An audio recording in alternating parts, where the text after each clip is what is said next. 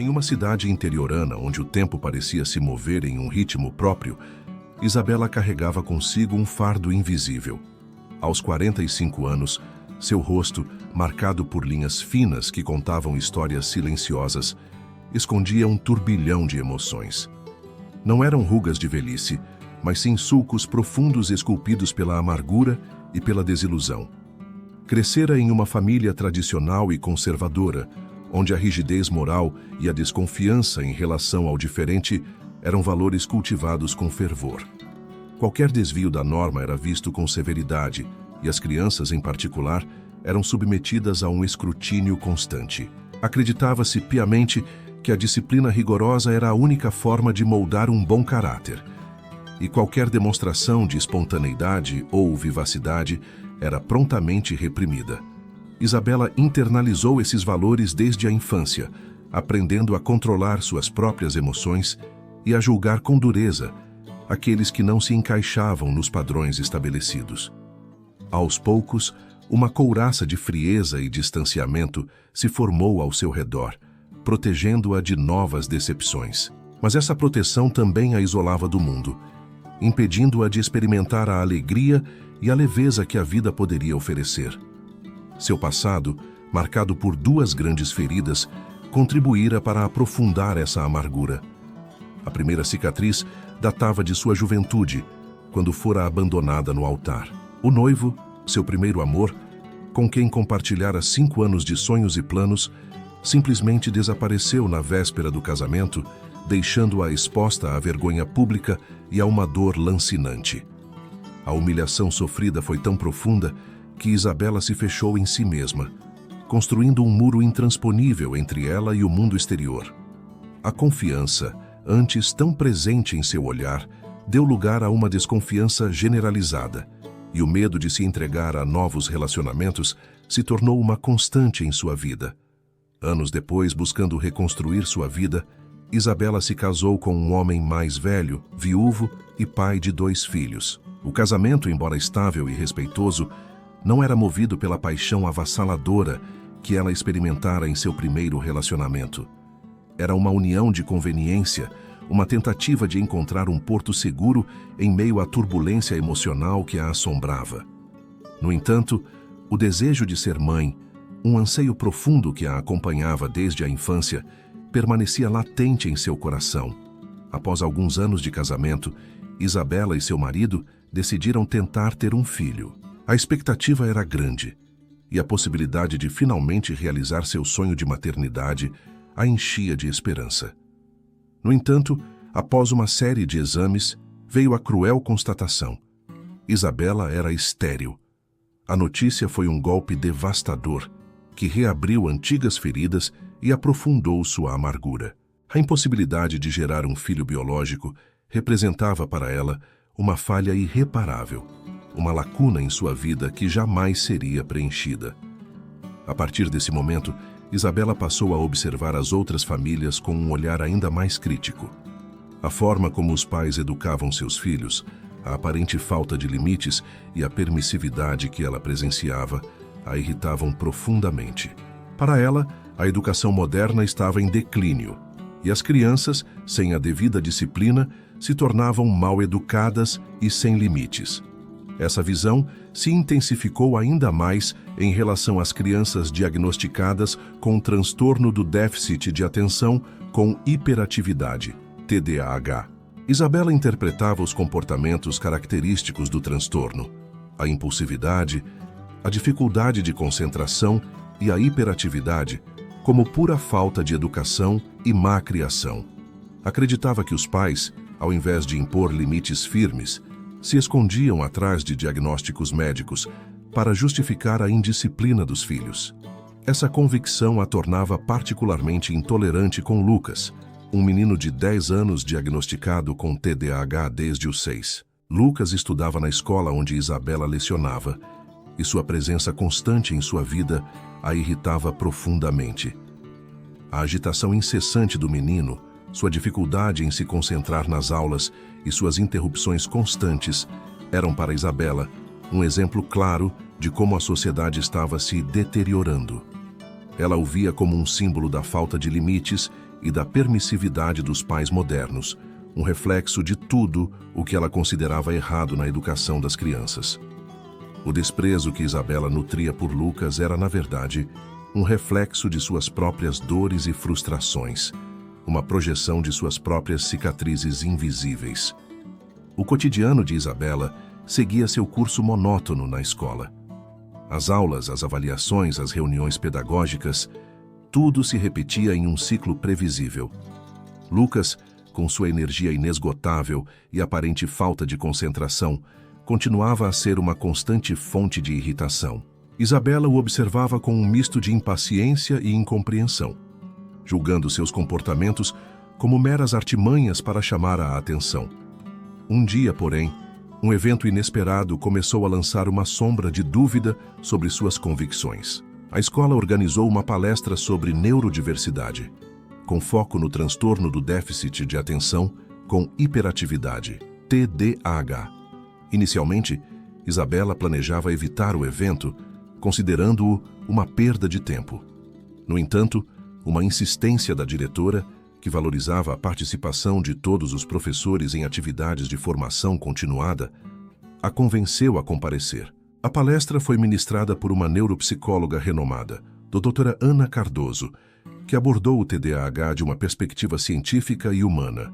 Doutora Ana explicou que o TDAH é um transtorno neurobiológico, com bases genéticas e alterações no funcionamento do cérebro. Descreveu os diferentes tipos de TDAH, os sintomas característicos e os impactos que o transtorno pode ter na vida das pessoas, desde a infância até a vida adulta. Isabela ouvia atentamente, inicialmente com ceticismo, mas aos poucos sua postura foi mudando.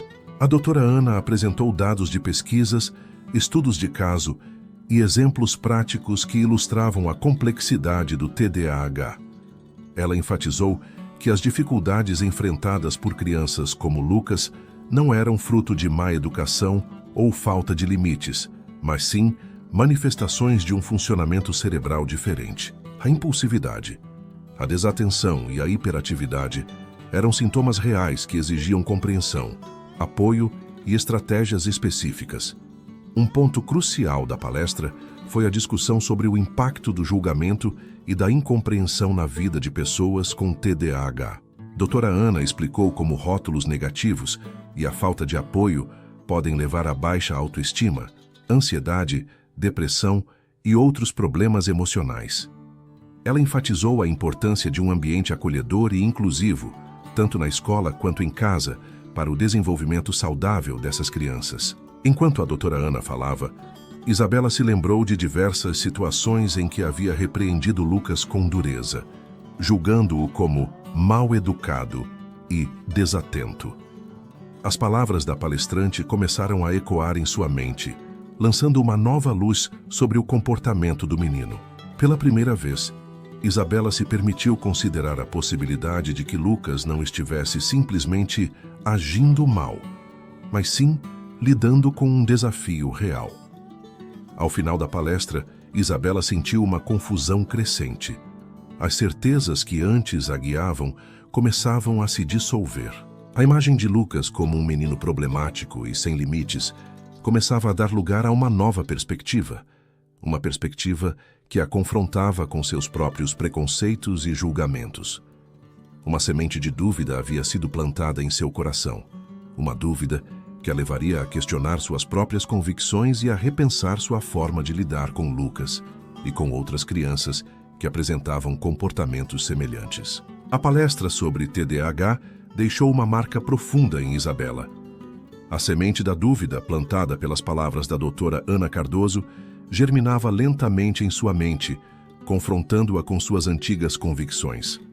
Ela se viu pensando em Lucas com mais frequência, relembrando momentos específicos em que o havia repreendido e questionando se suas reações haviam sido justas. Impulsionada por essa nova perspectiva, Isabela decidiu buscar mais informações sobre o transtorno. Começou a ler artigos, livros e assistir a vídeos sobre TDAH, procurando entender melhor os sintomas, os desafios e as estratégias de apoio. Quanto mais aprendia, mais se dava conta de sua própria ignorância sobre o assunto. descobriu que a impulsividade de Lucas não era uma escolha consciente, mas sim uma dificuldade neurológica em controlar seus impulsos. Compreendeu que a aparente falta de atenção do menino não era má vontade, mas sim uma dificuldade real em focar e manter o foco em uma única tarefa. Aos poucos, a imagem de Lucas em sua mente começou a se transformar. De um menino mal educado e sem limites, ele se tornou uma criança lutando contra um desafio invisível. Um desafio que Isabela, até então, havia ignorado e até mesmo desprezado. A culpa começou a pesar em sua consciência. Ela se sentia envergonhada por seus julgamentos precipitados e por sua falta de empatia. A lembrança de suas repreensões duras e de seus olhares de reprovação a assombrava, fazendo-a questionar seu próprio papel como educadora. Isabela também começou a observar Lucas com mais atenção na sala de aula. Procurava identificar os sinais do TDAH em seu comportamento, buscando entender as dificuldades que ele enfrentava. Percebeu que Lucas se esforçava para acompanhar as aulas, mas que sua mente parecia vagar constantemente, sendo facilmente distraída por estímulos externos.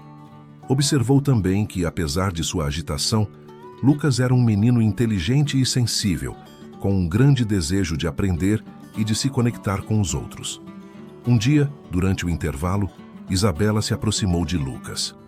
Hesitante, iniciou uma conversa com ele, perguntando sobre seus interesses e suas dificuldades na escola. Lucas, surpreso com a aproximação da professora, respondeu com timidez, mas com um brilho de esperança nos olhos. Pela primeira vez, Isabela o ouviu de verdade, sem julgamentos pré-concebidos, buscando compreender sua perspectiva. A conversa com Lucas foi um ponto de virada para Isabela. Ela percebeu que por trás da agitação e da aparente desatenção havia um menino com um coração bom e um grande potencial.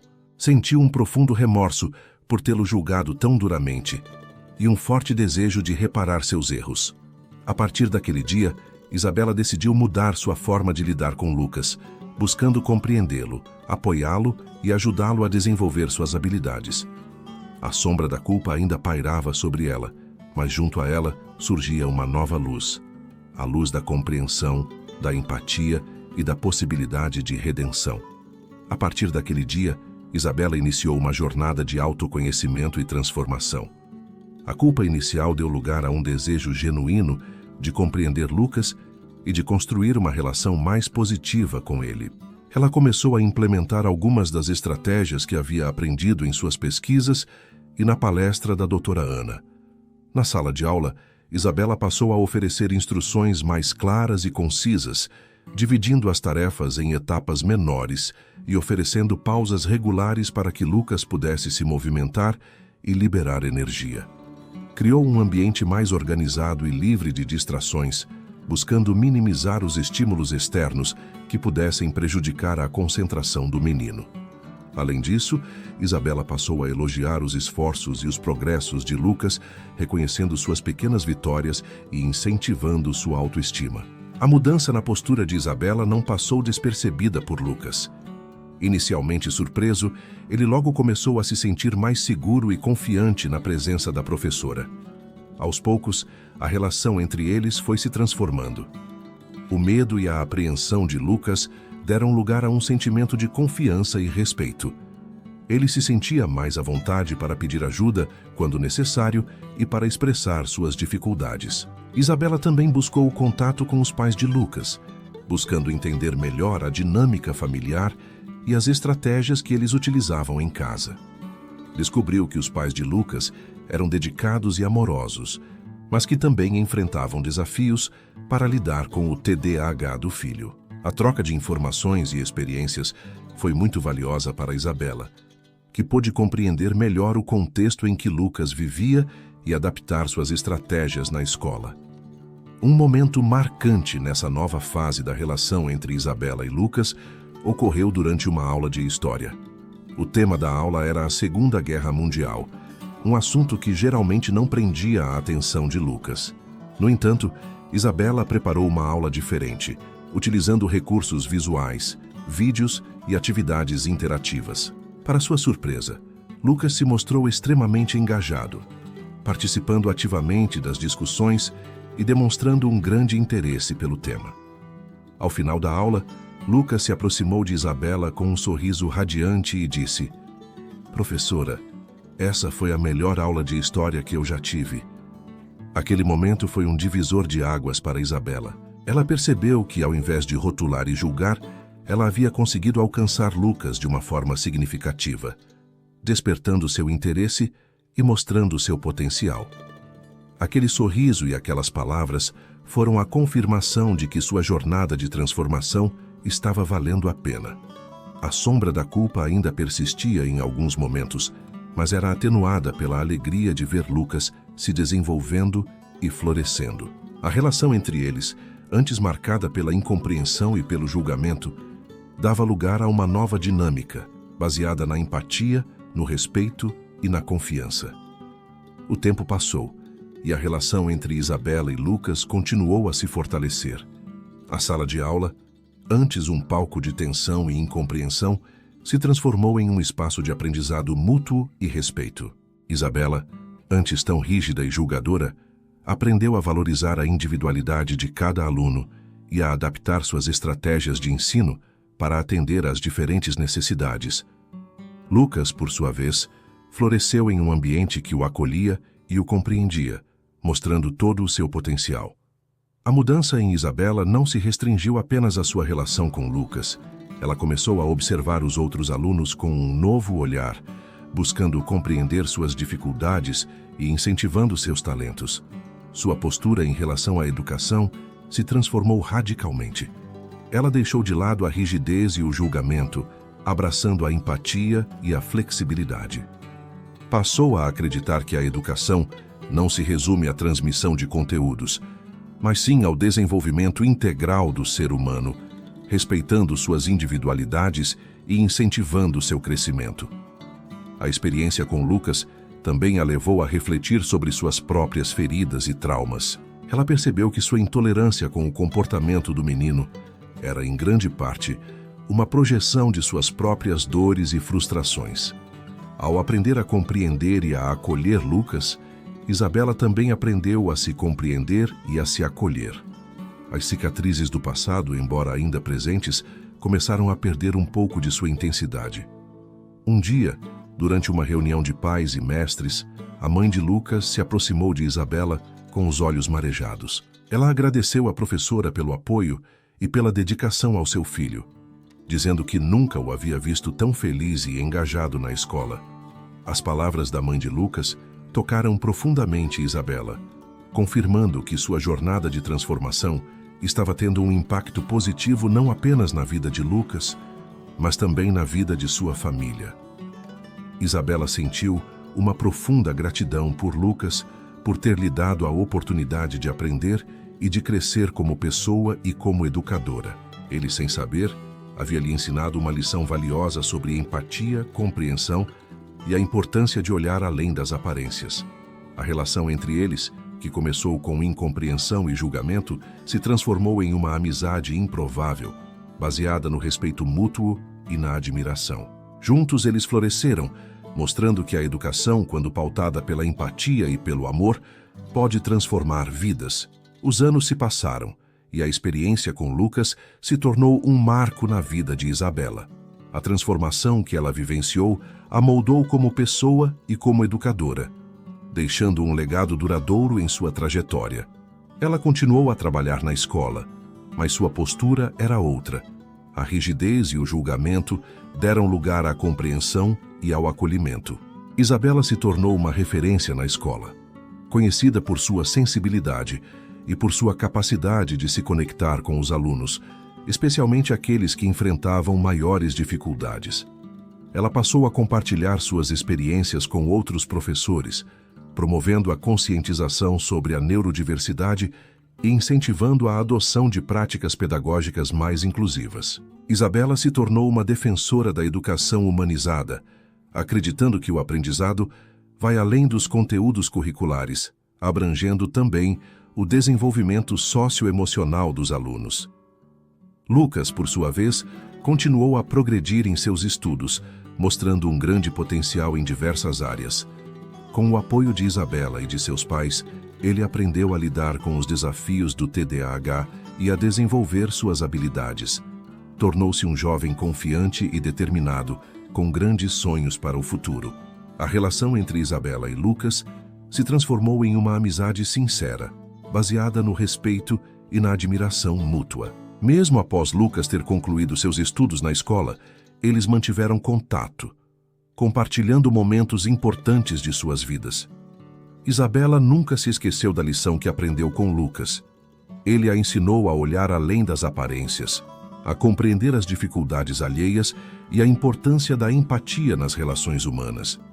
A experiência com Lucas a ajudou a curar suas próprias feridas, a superar seus traumas e a encontrar um novo sentido em sua vida.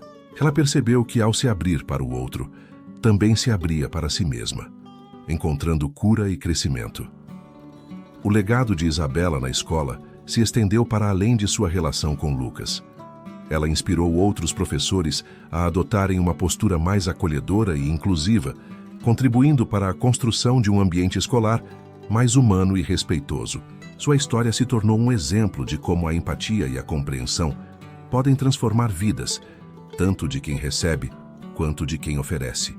Isabela, que antes carregava o fardo da amargura e da desilusão, encontrou na educação e na conexão com os outros um novo propósito, uma nova forma de florescer e de deixar sua marca no mundo.